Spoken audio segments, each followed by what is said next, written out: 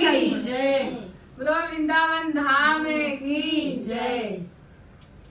आज गौरा जी रोपे हैं भंगिया और जाम गल धतूर। अब भोला अपन को हाय के चल गए।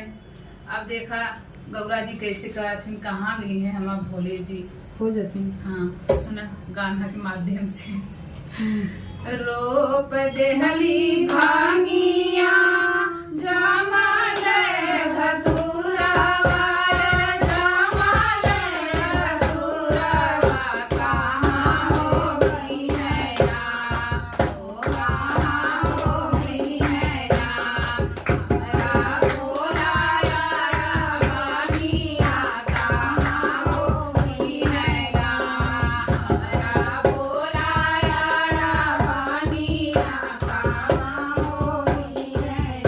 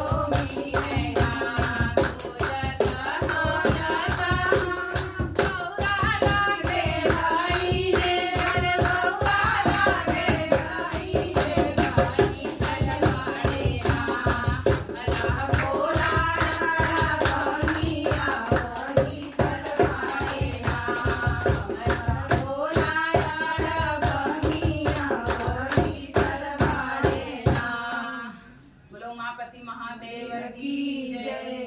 बंद करा।